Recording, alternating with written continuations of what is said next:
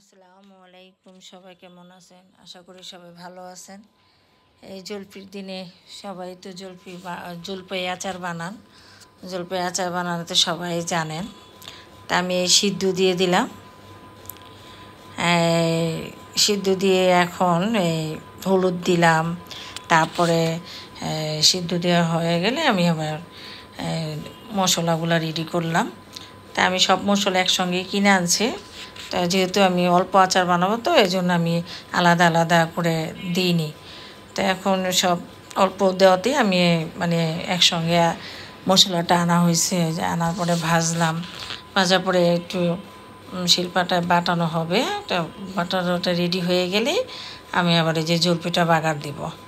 জলপি বাগার দেওয়ার সময় তো যা যা লাগে সব আপনাদের দেখাবো, কি কি লাগে। এখন পাঁচফোড়ন লাগলো, শুকনো মরিচ ভাজবো, তারপরে শুকনো মরিচ দিব, আর রসুন বাটা দিব, আর সর্ষে বাটাটা দিব। এই এই এই লাগে আর কিছুটা আর কি। আপনার টক জাল নিজের উপরেই এই করবেন, যে যেরকম খায়। আমি আবার একটু মিষ্টি খাই আমরা সবাই, তো টকটা একটু কমই রাখছি। তা মিষ্টি খেলাম, মিষ্টি দিছি বেশি করে, চিনি দিলাম বেশি করে, ঝালও কম দিছি। তো এগুলা দিয়ে আমি আচারটা বানাই, আপনারা দেখেন কিভাবে বানাই আমি। শুকনো মরিচটা আমি ধিমা করে দিয়ে রেখে গেছি। তো রেখে যায় এসে দেখি যে হ্যাঁ হয়ে গেছে। তো ধিমা দিয়েই রাখতে হয়, তো সময় লাগে। তো এই জন্য আমি এটা ভাজা হয়ে গেছে। তো এখন এই যে মশলাটা ভাঙানো হয়ে গেছে, রসুন আদা ছেঁচা, তারপরে যে সাদা সর্ষে বাটা, আপনারা লালটাও দিতে পারেন। আমার কাছে ছিল সাদাটাই, মানে সাদা বলতে হলুদটা, এইগুলাই ছিল। তো আমি এগুলাই বাটাবাটি করে সামনে রাখলাম। তা এখন আমি আবার এই যে হাত দিয়েই করতেছি, কিছুটা ডাল ঘুটনি লাগাইনি।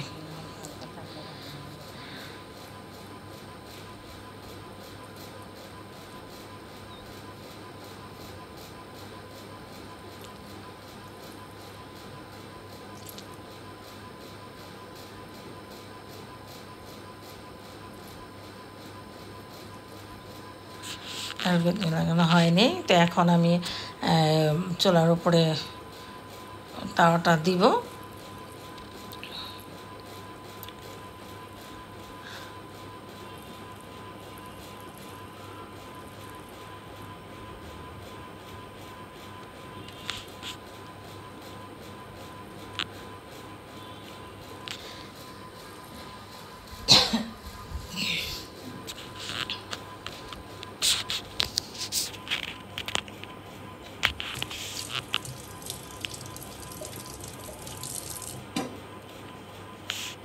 এখন এই তেলটা গরম হয়ে গেছে, আমি সর্ষাটা দিলাম, সর্ষা বাটা, তারপরে দিয়ে একটু কিছুক্ষণ নাড়াচাড়া দিয়ে একটুখানি ভাঙতে হয়, একটু দলা দলা থাকে।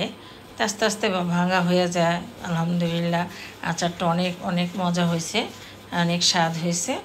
তা এখন একটু হলুদ দিলাম কালার হওয়ার জন্য। আমি একবার সিদ্ধ দিয়ে শুধু হলুদ দিলাম, দেখলেন আপনারা যে রসুনটা ছেঁচে দিলাম আদা ভাঙা করে। তা রসুন দেওয়া হয়েছে, এটা একটু ভালো করে একটুখানি জাল দিব, মানে কষাবো। কষানোর পরে আর কি জলপিটা ছেড়ে দিব। তো এখন এই সর্ষে বাটা দিছি, আপনাদের দিলাম, রসুন দিলাম। যাক এগুলো হোক আস্তে আস্তে করে। আমি কিছুটা এই সময়ের মধ্যে আমি আবার এটা চুলাটা অফ করে মানে একটু বাইরে আঙিনায় গেছিলাম, একটা কাজের ছিল, কাজ করার জন্য গেলাম।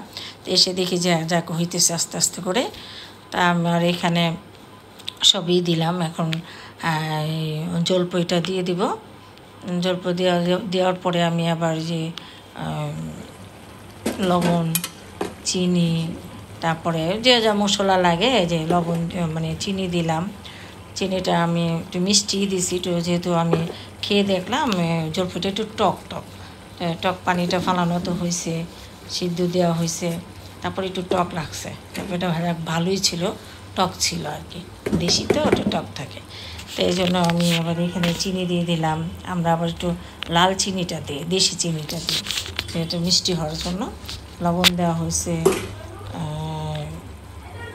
তারপরে যে শুকনো মরিচটা দিয়ে সব কিছু দিয়ে লাস্টে আর কি পাঁচফোড়নটা দিয়ে নামায় ফেলি।